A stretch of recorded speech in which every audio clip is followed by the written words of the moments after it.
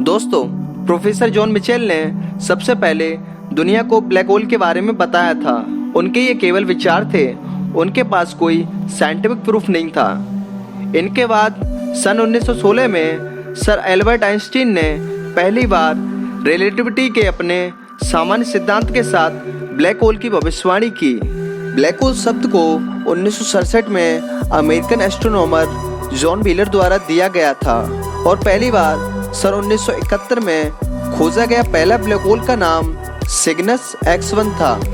महान भौतिकी Shastri sir Steven Hawking ने ब्लैक होल से दुनिया को असल में मिलवाया और ब्लैक होल के बारे में बहुत कुछ बताया। इनका कहना था कि ब्लैक होल पूरी तरह से ब्लैक नहीं होते हैं, बल्कि ये अल्प मात्रा में रेडिएशन को उत्सर्जित करते रहते हैं और ये भी प्रदर्शित किया कि ब्लैक होल से उत्सर्जित होने वाली रेडिएशन क्वांटम प्रभाव के कारण धीरे धीरे बाहर निकलती रहती है। इंडियन साइंटिस्ट सुब्रमण्यम चंद्रशेखर के अनुसार जब कोई तारा अपनी ऊर्जा को समाप्त कर लेता है, वह अपने ही ग्रेविटेशनल फोर्स के विरुद्ध संभाल नहीं पाता है। तब उस तारे में एक विस्फोट होता है जिसे सुपरनोवा कहते हैं। विस्फोट के बाद बचे हुए तारे का अवशेष सिकुड़ने लगता है और घनत्व अधिक होता है। इस तारे को न्यूट्रॉन तारा कहते हैं। ब्लैक होल अपने आसपास के सारे ग्रह और तारों को अपनी तरफ खींचता है, यहाँ तक कि यह अपने आसपास के प्रकाश को भी खींच लेता है। ब्लैक होल्स के चारों तरफ केवल अंधेरा होता है और रोशनी भी इसके पार नहीं जा पाती है। ब्लैक होल में टाइम और स्पेस विकृत होता है, यानी कि यहाँ पर फिजिक्स का कोई भी नियम कार्य नहीं करता है और यहाँ टाइम और स्पेस खत्म हो जाता है। ब्लैक होल का संपूर्ण मास उसके छोटे से केंद्र बिंदु पर होता है, जिसको सेंट्रल सिंगुलैरिटी पॉइंट कहते हैं। ब्लैक होल की सीमा को इवेंट होराइजन कहते हैं। इस सीमा के अंदर प्रवेश करने के बाद कोई भी वस्तु वापस नहीं आ सकती है, यहाँ तक कि प्रकाश भी नहीं आ सकता है। यूनिवर्स में हर जगह टाइम का फ्लो अलग अलग है। धरती पर जो समय की गति है वो ब्रह्मांड में किसी और जगह पर समय गति से डिफरेंट है। कहीं पर फास्ट हो सकता है और कहीं पर धीमा।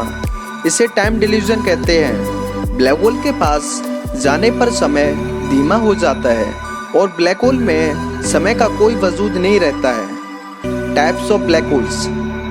ब्लैक होल्स बहुत छोटे भी हो सकते हैं और बहुत बड़े भी। वैज्ञानिकों का मानना है कि छोटे ब्लैक होल्स एक एटम के बराबर भी हो सकते हैं, लेकिन इनका मास एक बड़े पहाड़ जितना होता है। एक दूसरे प्रकार का भी ब्लैक होल होता है जिसे स्टेलर कहते हैं। इसका मास सूर्य के मास के 20 गुना होता है। हमारी मिल्की वे गैलेक्सी में इस तरह के द्रव्यमान वाले ढेर सारे स्टेलर ब्लैक होल्स हैं। इस तरह के ब्लैक होल्स को सुपरमैसिव कहते हैं। इन ब्लैक होल्स का मास 1 मिलियन सूर्य के मास के बराबर होता है। वैज्ञानिकों ने इस बात का खुलासा किया है कि प्रत्येक बड़ी गैलेक्सी के केंद्र में सुपरमैसिव ब्लैक होल होता है। मिल्की वे गैलेक्सी के केंद्र में जो सुपरमैसिव ब्लैक होल्स है उसे सैजिटेरियस ए कहते हैं। इसका मास लगभग 4 मिलियन सूर्य के बराबर है। वैज्ञानिकों का मानना है कि छोटे ब्लैक होल्स का निर्माण ब्रह्मांड के शुरुआत के साथ ही संभव हो सका। स्टेलर ब्लैक होल्स का निर्माण तब होता है जब केंद्र का बहुत बड़ा तारा खुद से इसके अंदर गिर जाता है या फिर नष्ट हो जाता है। एस्ट्रोनॉमर्स का मानना है कि सुपरमैसिव ब्लैक होल्स तब भी थे जब गैलेक्सी का निर्माण हुआ था। वैज्ञानिकों के अनुसार हमारे इस यूनिवर्स में इतने बड़े ब्लैक होल्स हैं कि जिनकी कल्पना करना भी आसान नहीं है। मैसिव ब्लैक होल्स की लिस्ट में नंबर 5 पर है NGC 6166। यह एक ऐसा ब्लैक होल है जिसका कुल मास 30 बिलियन सोलर मास के बराबर है।